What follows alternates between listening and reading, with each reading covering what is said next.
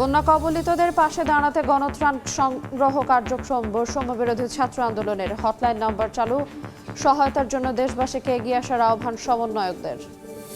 এবং খুলনা বিশ্ববিদ্যালয়ে ভিসি সহ পদত্যাগ করেছেন বিভিন্ন দফতরের দায়িত্বে থাকা ৭০ শিক্ষক। স্থবিরতা প্রশাসনিক একাডেমিক কার্যক্রমে দ্রুত অচল অবস্থা নিরসনের দাবি শিক্ষার্থীদের। দেখছিলেন শিরোনাম, সময় সংবাদের সঙ্গে আছে আইরিন আয়াত। নদীর পানির প্রবাহ অতীতের সব রেকর্ড ভেঙে দেশের পূর্বাঞ্চলের ৫টি জেলা প্লাবিত হয়েছে বলে জানিয়েছে বন্যা পূর্বাভাস ও সতর্কীকরণ কেন্দ্র। আগামী ৪৮ থেকে ৭২ ঘন্টার মধ্যে বন্যা পরিস্থিতি স্বাভাবিক হতে পারে বলে জানায় সংস্থাটি। মনু নদী মৌলভীবাজার পয়েন্টে বিপদসীমার ১১৫ সেন্টিমিটার উপর দিয়ে প্রবাহিত হচ্ছে। খোয়াই নদী হবিগঞ্জ পয়েন্টে বিপদসীমার ১৯৫ সেন্টিমিটার উপর দিয়ে প্রবাহিত হচ্ছে। এছাড়াও সর্বশেষ প্রাপ্ত তথ্য অনুযায়ী মুহুরী নদী ফেনীর পরশুরাম পয়েন্টে বিপদসীমার প্রায় ৫০ সেন্টিমিটার উপর দিয়ে প্রবাহিত হচ্ছিল। একই সাথে ফেনী নদী চট্টগ্রামের রামগড়ে বিপদসীমার ২১৮ সেন্টিমিটার উপর দিয়ে প্রবাহিত হচ্ছে এবং গোমতী নদী কুমিল্লাতে বিপদসীমার ৭৭ সেন্টিমিটার উপর দিয়ে প্রবাহিত হচ্ছে। আবহাওয়ার সাম্প্রতিক পূর্বাভাস ইঙ্গিত দিচ্ছে যে আগামী ২৪ ঘন্টায় ভারী বৃষ্টিপাত প্রবণতা কিছুটা কমে আসার সম্ভাবনা রয়েছে এই অঞ্চলগুলোতে, বিশেষ করে দেশের দক্ষিণ পূর্বাঞ্চল এবং উত্তর পূর্বাঞ্চলীয় এবং সংলগ্ন ত্রিপুরা অববাহিকায়। তো এর ফলে আশা করা যাচ্ছে যে আগামী ২৪ ঘন্টায় নদ নদীর পানি ক্রমান্বয়ে এখন বৃদ্ধির প্রবণতা থাকলেও ক্রমান্বয়ে কিছুটা স্থিতাবস্থায় চলে আসতে পারে। বন্যা কবলিতদের পাশে দাঁড়াতে গণত্রাণ সংগ্রহ কার্যক্রম চালাচ্ছে বৈষম্য বিরোধী ছাত্র আন্দোলন। সহায়তার জন্য দেশবাসীকে এগিয়ে আসার আহ্বান জানিয়েছেন সমন্বয়করা। এই মুহূর্তে ঢাকা বিশ্ববিদ্যালয়ে আছেন রিপোর্টার শাকির আহমেদ। বিস্তারিত জানতে সরাসরি যাচ্ছি তার কাছে। শাকির। ফেনী, নোয়াখালী, কুমিল্লা সহ দেশের বিভিন্ন স্থানে যে বন্যা চলছে সেই বন্যার্তদের সহযোগিতা এবং তাদের যে ত্রাণ কার্যক্রম সেটি পরিচালনার জন্য ইতিমধ্যেই ঢাকা বিশ্ববিদ্যালয়ের টিএসসিতে বৈষম্য বিরোধী ছাত্র আন্দোলন গণত্রাণ কর্মসূচির আহ্বান করেছে। অর্থাৎ এখান থেকে গণত্রাণ সংগ্রহ কার্যক্রম চলছে। আমরা দেখতে পেয়েছি সকাল 10টার পর থেকেই বৈষম্য বিরোধী ছাত্র আন্দোলনের ব্যানারে এখানে ঢাকা বিশ্ববিদ্যালয়ের শিক্ষার্থী সহ বিভিন্ন প্রতিষ্ঠানের শিক্ষার্থীরা কিন্তু এই বন্যার্তদের জন্য যে তাদের ত্রাণ কার্যক্রম সেটি শুরু করেছেন এবং সব শ্রেণী পেশার মানুষ আমরা দেখতে পেয়েছি, ধর্ম বর্ণ আসলে পেশা নির্বিশেষে সবাই কিন্তু নিজের সর্বোচ্চটুকু দিয়ে অর্থাৎ বন্যার্তদের সহযোগিতা করার জন্য তাদের যে আপ্রাণ চেষ্টা, তাদের যে বিষয়টি রয়েছে সেই জায়গা থেকে কিন্তু তারা আসছেন। আমরা দেখতে পেয়েছি সেই রিক্সা চালক থেকে শুরু করে বিশ্ববিদ্যালয়ের অধ্যাপক পর্যন্ত সবাই কিন্তু নিজের সামর্থ্যের সর্বোচ্চটুকু দিয়ে কিন্তু তারা এসেছেন। আমরা দেখতে পেয়েছি অনেকে কিন্তু নগদ টাকাও নিয়ে এসেছেন, পাশাপাশি শুকনো খাবার যেগুলো রয়েছে বন্যার্তদের জন্য আসলে বেঁচে থাকার জন্য যে খাবারগুলো প্রয়োজন সেগুলো কিন্তু তারা নিয়ে এসেছেন। পাশাপাশি সুপেয় পানি এবং স্যালাইনের ব্যবস্থাও কিন্তু তারা করেছেন এবং এখানে যেন পৌঁছানো যায় সেই জন্য তারা ঢাকা বিশ্ববিদ্যালয় বা বিভিন্ন শিক্ষা প্রতিষ্ঠানে ঢাকায় যারা ফেনী, নোয়াখালী সহ সংশ্লিষ্ট এলাকাগুলোর যারা অধ্যয়ন করছেন তাদের মাধ্যমে কিন্তু সমন্বয় করে এই যে ত্রাণ সহায়তা সেটি কিন্তু তারা বন্যার্ত যে এলাকাগুলো রয়েছে সেই এলাকাগুলোতে পৌঁছে দেওয়ার জন্য চেষ্টা করছেন।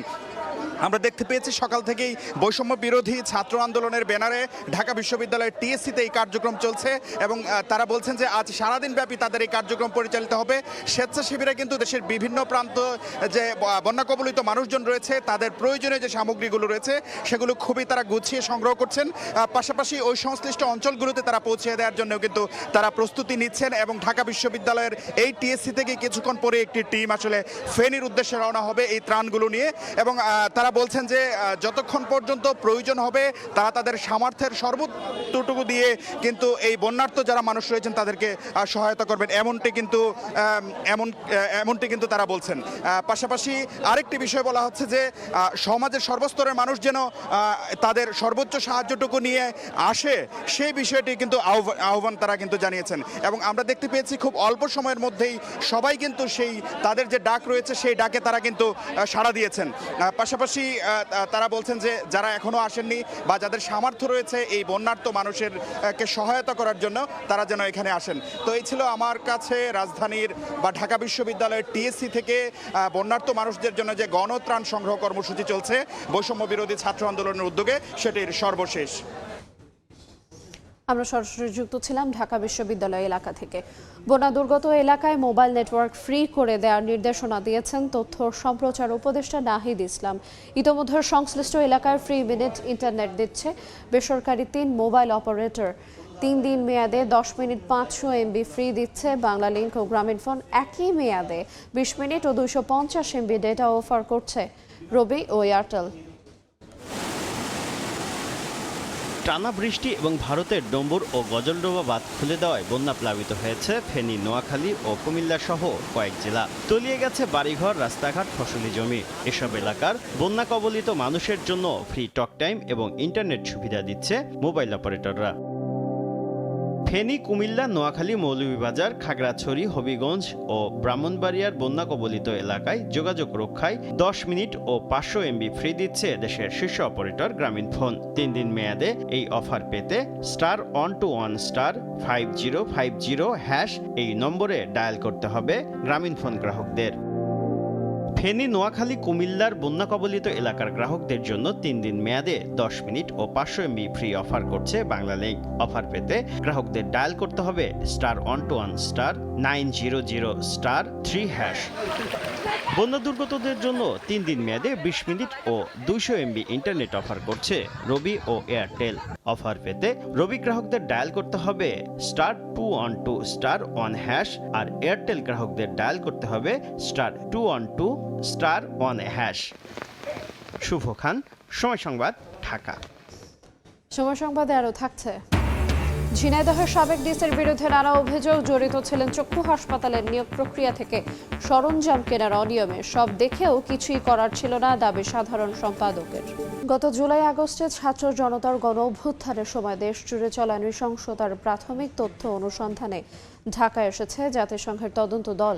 সকাল 9টার পর প্রতিনিধি দল ঢাকায় পৌঁছায়। এরপর বেলা 11:30টার দিকে জাতিসংঘের হাই কমিশনার দফতরের এশিয়া প্রশান্ত মহাসাগরীয় অঞ্চলের প্রধান বরি মুঙ্গোভেনের নেতৃত্বে 3 সদস্যের প্রতিনিধি দলটি যায় পররাষ্ট্র মন্ত্রণালয়। সেখানে পররাষ্ট্র সচিব মাসুদ বিন মোমেনের সঙ্গে তারা বৈঠক করেছেন। অংশীজনদের সঙ্গে আলোচনা করে কাজের ধারা, প্রক্রিয়া, শর্ত সহ সব বিষয় চূড়ান্ত করবে প্রতিনিধি দল।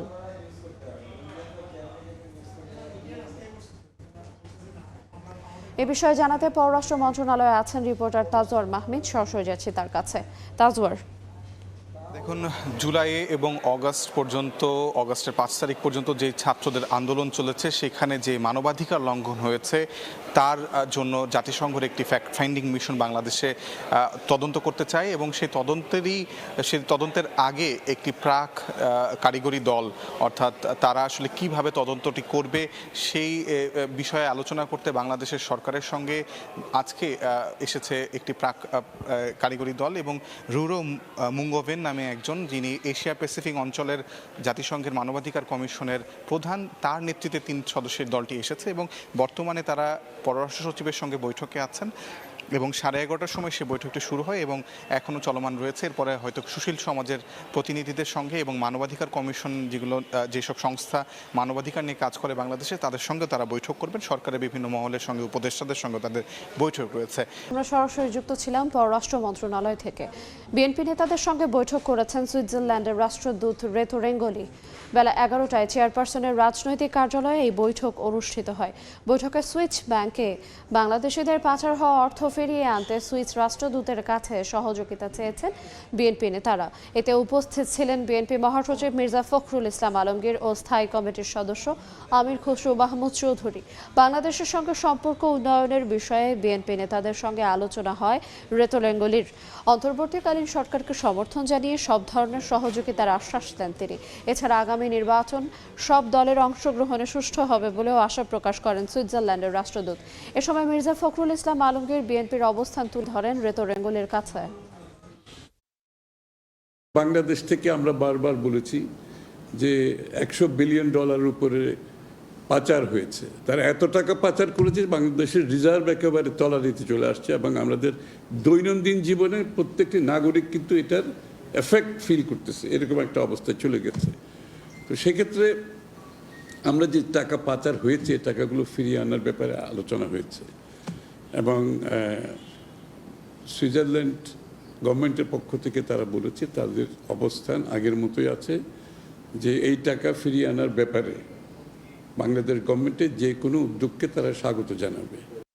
চক্ষু হাসপাতালে নানা অনিয়মে জড়িত থাকার অভিযোগ উঠেছে ঝিনাইদহের সদ্য সাবেক জেলা প্রশাসকের বিরুদ্ধে। অভিযোগ তুলছেন হাসপাতালের কর্মকর্তা কর্মচারীরাই। সজিবুল ইসলামের ছবিতে লোটাস রহমান সোহাগের রিপোর্ট। প্রয়োজনের অতিরিক্ত জনবল নিয়োগে বাণিজ্য, কেনাকাটা, নির্মাণ, সংস্কারে অনিয়ম, প্রতিবাদ করলে দেয়া হয় হুমকি, করা হয় বহিষ্কার। অনিয়ম যেন নিয়মে পরিণত হয়েছে ঝিনাইদহ চক্ষু হাসপাতাল ও অন্ধ পুনর্বাসন কেন্দ্রে। হাসপাতালটিতে নার্স, চিকিৎসক ও প্রকৌশলী সহ বিভিন্ন পদে 22 জনের নিয়োগ বিজ্ঞপ্তি প্রকাশ করে হাসপাতাল কর্তৃপক্ষ। কিন্তু নিয়ম নীতির তোয়াক্কা না করে রাতের আধারে ঘুষের বিনিময়ে নিয়োগ দেয়া হয় 35 জনকে। হাসপাতালের কর্মকর্তা কর্মচারীদের অভিযোগ, তৎকালীন জেলা প্রশাসক এসএম রফিকুল ইসলাম আর হিসাবরক্ষক থেকে সম্প্রতি সহকারী পরিচালক পদে পদোন্নতি পাওয়া মিলন হোসেন এসব অনিয়মের মূল হোতা। অভিযোগ, লাখ লাখ টাকার বিনিময়ে দেয়া হয়েছে বাড়তি জনবল নিয়োগ, আর নামমাত্র টেন্ডার দেখিয়ে করা হয়েছে শেড তৈরি। এমনকি জেলা প্রশাসনের এক কর্মকর্তাকে পরিচালক পদে নিয়োগ দিয়ে মাসিক সম্মানে নিচ্ছেন 30,000 টাকা, অথচ তিনি হাসপাতালে আসেন না। এদিকে হঠাৎ করে 50 টাকার টিকিট করা হয়েছে 100 টাকা, আর পরীক্ষা নিরীক্ষার মূল্য বাড়ানো হয়েছে শতকরা 20 ভাগ। এতে চরম ভোগান্তিতে পড়েছেন রোগীরা। এসব অনিয়ম দুর্নীতির প্রতিবাদ সহ 11 দফা দাবি আদায়ে কর্মবিরতি পালন করেছে কর্মকর্তা কর্মচারীরা। খেটে খাওয়া মানুষের জন্য এখানে এসে যে ব্যয়ভার বহন করা, এটা তাদের জন্য খুবই কষ্টসাধ্য হয়ে যাচ্ছে।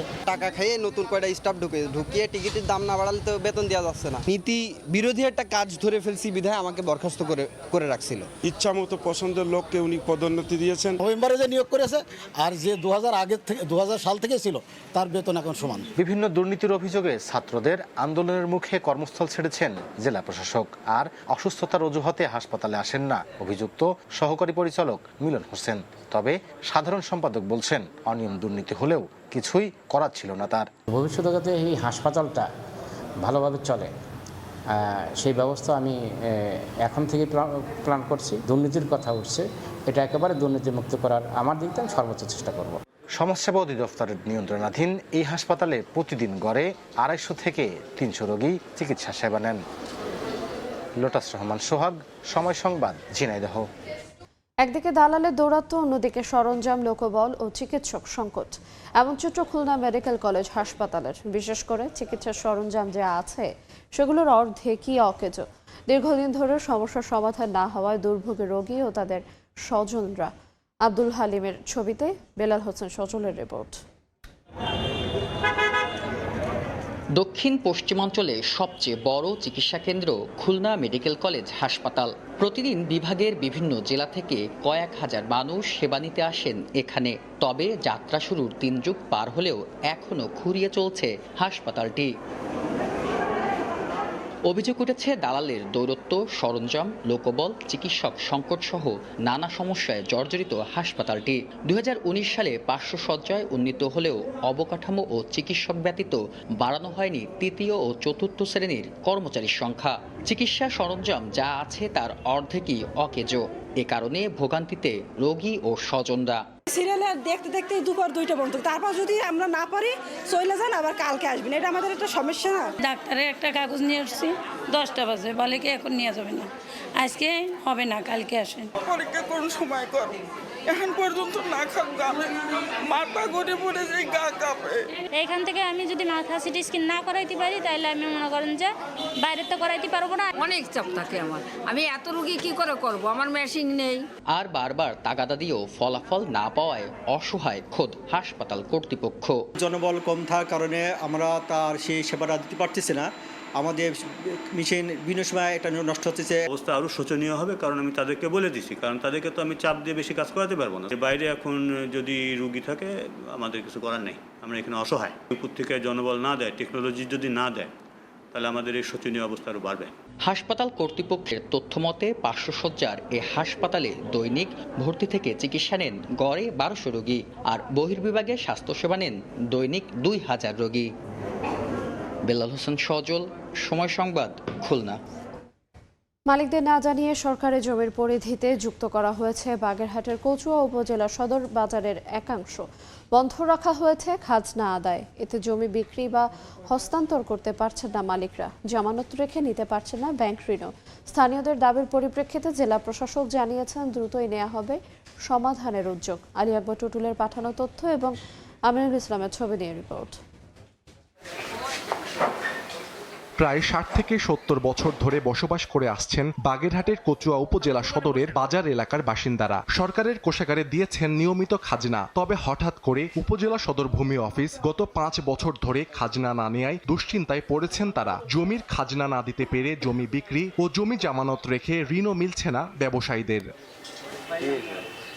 এলাকাবাসী জানান, কোনো তথ্য না জানিয়েই সরকারি পেরিফেরির আওতায় আনা হয়েছে বাজারের একাংশ। কোন ব্যক্তির কত অংশ এর মধ্যে পড়েছে তাও জানাচ্ছে না ভূমি অফিস, অথচ CSRS পর্চা অনুযায়ী জমির মালিক তারাই। এ নিয়ে বিভিন্ন দফতরে যোগাযোগ করা হলেও মিলছে না কোনো সমাধান। দাদার সম্পত্তি বলতে পারেন এটা, কিন্তু আমরা যেই খাজনা নিতে যাচ্ছি সেই সময় আমাদের বলতেছে কি আপনারা খাজনা দিতে পারবেন না, পেরির মধ্যে এটা অন্তর্ভুক্ত হয়েছে। খাজনা দিচ্ছি আমরা 26 বছর, এই 4 বছর আমরা এই জায়গায় খাজনা দিতে পারি নাই। কটুক নিছে কিবা না নিছে আমরা কিছুই জানি না। আমি একটা জায়গা বিক্রি করব, এই খাজনা দেবার জন্য আমি জায়গাটা বিক্রি করি, আমি আছি খুব অসহায়ের ভিতরে। নতুন করে কিছু স্থাপনা করতেও যাই, সেটাও বাধাপ্রাপ্ত হয়। সাময়িকভাবে উন্নয়ন কার্যক্রম স্থগিত হয়ে আছে, এর একটা দ্রুত সুরাহা হওয়া চাই। ব্যবসায় যদি কেউ মন্দা হয় আমরা পারতেছি না সেই জায়গা বিক্রি করতে। যাদের আমাদের সিসি লোন আছে সেখানে কিন্তু আমরা রিনিউয়ালও করতে পারতেছি না। এ নিয়ে ক্যামেরার সামনে কোনো কথা বলতে রাজি হননি ভূমি বিভাগের কোনো কর্মকর্তা, তবে শীঘ্রই সংকট সমাধানের আশ্বাস জেলা প্রশাসকের। পেরিফেরিভুক্ত জমির বাইরে অন্য জমির খাজনা যাতে দিতে পারে সেই বিষয়ে আমি উদ্যোগ গ্রহণ করব। আর একই সাথে কার কতটুকু জমি বাজারের মধ্যে এসেছে এবং কতটুকু ফাঁকা আছে এটি যদি আমরা জানাই দিতে পারি তাহলে তার জন্য সুবিধা হবে। প্রায় 10 একর জমির ওপর গড়ে ওঠা কচুয়া উপজেলা সদরের এই প্রধান বাজারে 5 শতাধিক ব্যবসায়ী ও জমির মালিক রয়েছেন।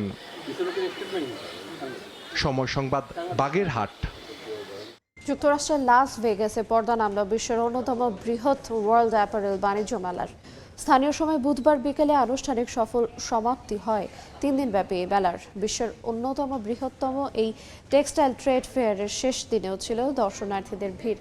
সাড়া পেয়েছে বাংলাদেশি ব্যবসায়ীরাও। যুক্তরাষ্ট্রের লাস ভেগাস থেকে লস্কর আল মামুনের রিপোর্ট।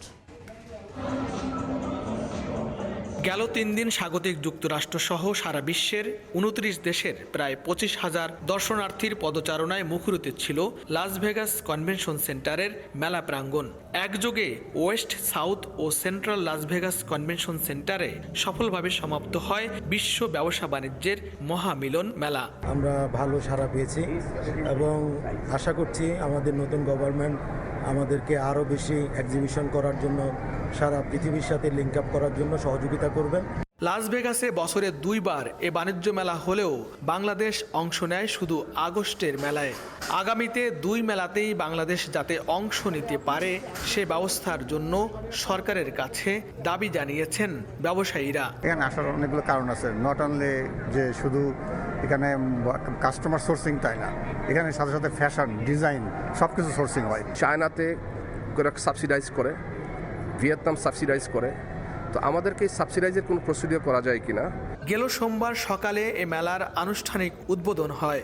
বাংলাদেশ রপ্তানি উন্নয়ন ব্যুরোর সহযোগিতায় বাংলাদেশ থেকে 29 ব্যবসা প্রতিষ্ঠান এ মেলায় অংশ নেয়।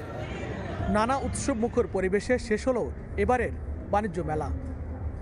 এই লাস ভেগাসে 2025 সালের 10 ফেব্রুয়ারি আবার বসবে বিশ্ব বাণিজ্যের এ আসর।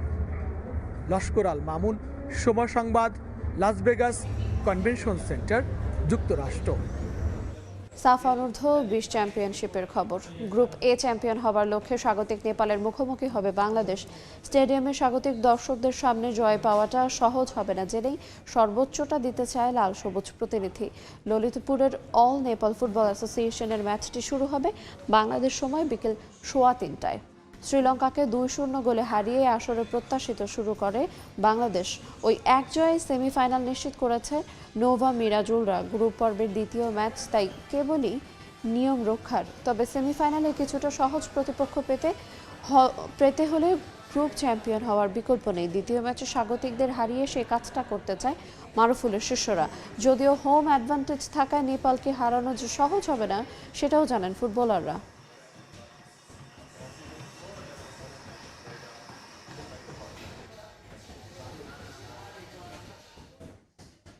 এ পর্যায়ে শীর্ষ সংবাদগুলো জানিয়ে দিচ্ছি আরেকবার। এবং বন্যা কবলিতদের পাশে দাঁড়াতে গণত্রাণ সংগ্রহ কার্যক্রম বৈষম্য বিরোধী ছাত্র আন্দোলনের হটলাইন নম্বর চালু। সহায়তার জন্য দেশবাসীকে এগিয়ে আসার আহ্বান সমন্বয়কদের।